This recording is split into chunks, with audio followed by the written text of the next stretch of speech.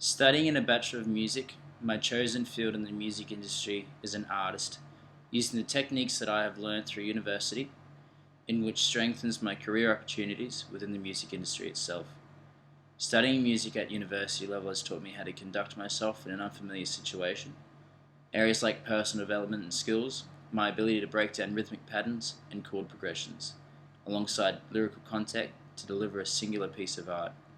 Having these skills as a composer will be extremely useful, enhancing my ability as a producer as well, alongside personal social skills, organisation and communication skills.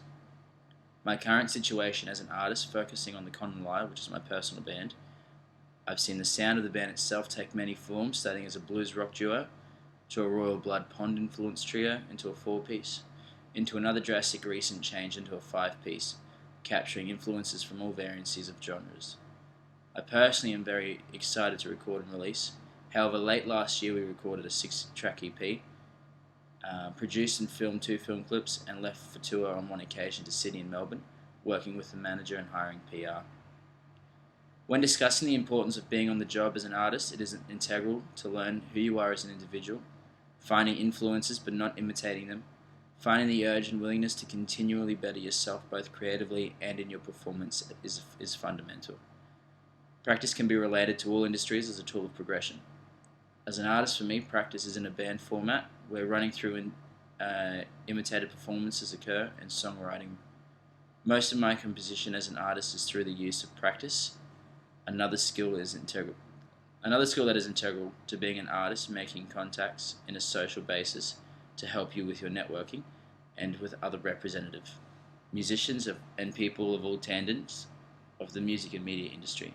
Networking allows new opportunities to present themselves in different forms. Threatening factors from a career stance as an artist would be firstly the lack of exposure to a wide array of audiences and the ratio of artists to population. Secondly is budget.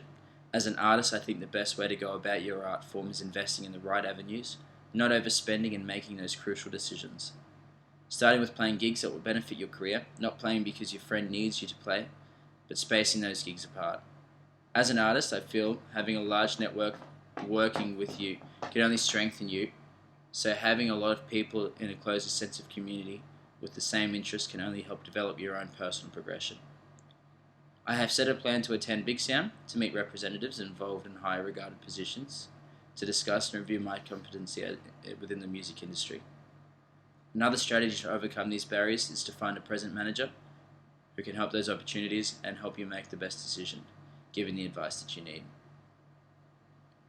Another way of overcoming these barriers is investing in credible PR companies who also show interest in working with you whilst remaining within your budget can also be a great asset.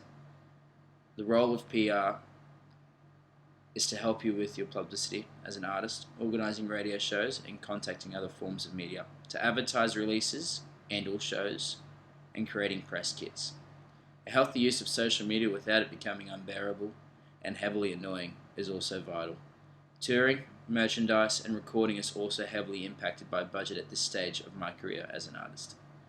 I feel it is important to keep the momentum going, but of course can be heavily impacted by budget and the amount of income you have can afford that you can afford to put towards your project. Applications through government-run events such as QUT and Q Music can offer some financial assistance if awarded to the winner. Next, I have for you an interview conducted by myself with Adam Head, who is part of Yellow Cat Red Cat. He's a credible source because he's playing Blessed Times and he plays within the Brisbane music industry quite heavily. Thank you. How would you describe your experience as an artist in the music industry in the city of Brisbane?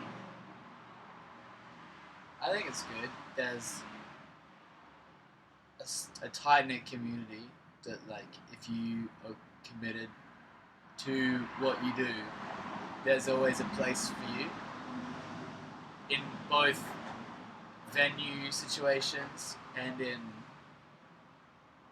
people sort of situations. Like, there's a crowd that will listen to you, there's a place you can play it, and it's all kind of in a close area.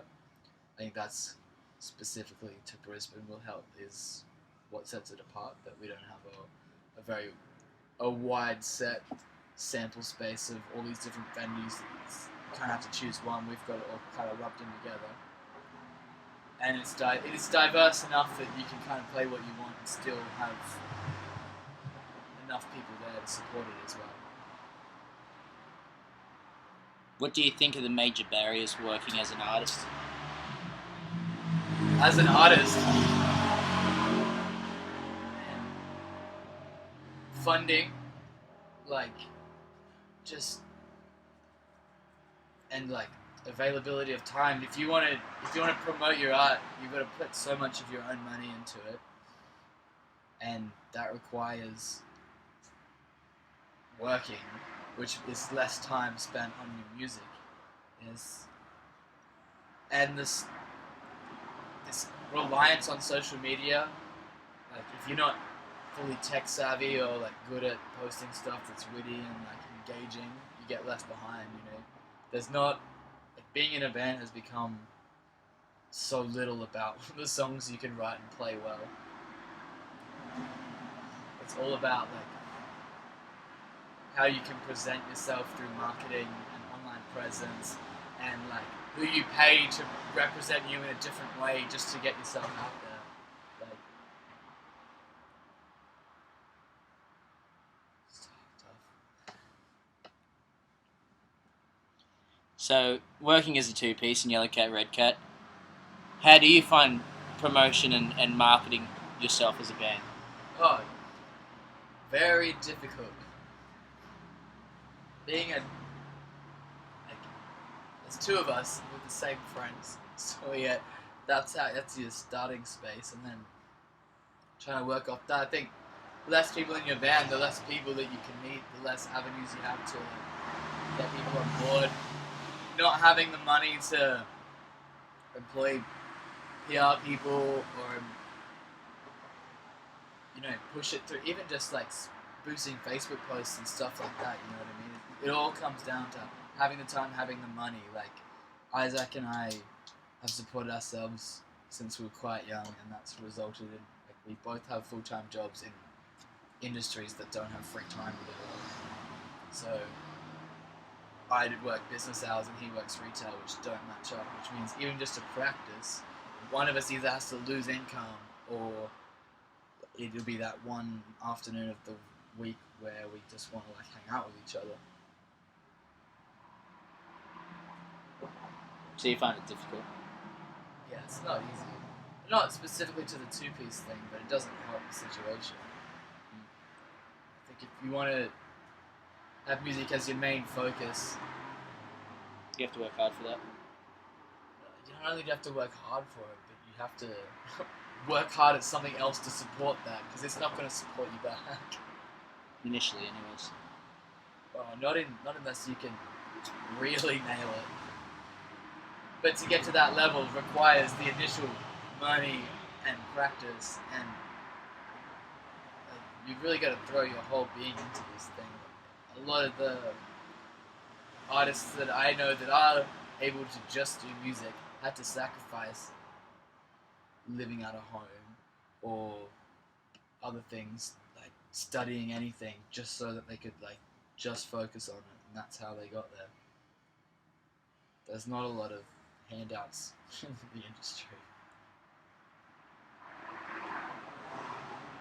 So how do you find things like low budget and funding specifically? How does that impact you directly as an artist? What avenues and what From tangents? a logical stance, equipment. You know what I mean? If we have to provide equipment, it's broken down, it's crappy, it's cutting in and out. We can't afford to replace this. Like, we just don't have the money to. We rely on other bands, which comes across as unprofessional on our behalf. And just, if you want to practice with this stuff, it's terrible. Low income. It means we don't have the money we can't go on tour. We can't film a nice film clip. It's all done like our last film clip was filmed on an iPhone in one take. You can't can't boost your Facebook statuses, you can't employ your PR people. It really strips it right back to, well, you can't record your songs. It costs one single, like, to get it done semi-decently, you're looking at just the mix and master for the track, over $1,000, and then that's great, you have that. You want other people to hear it, that's going to cost you another at least $1,000 to get a PR guy.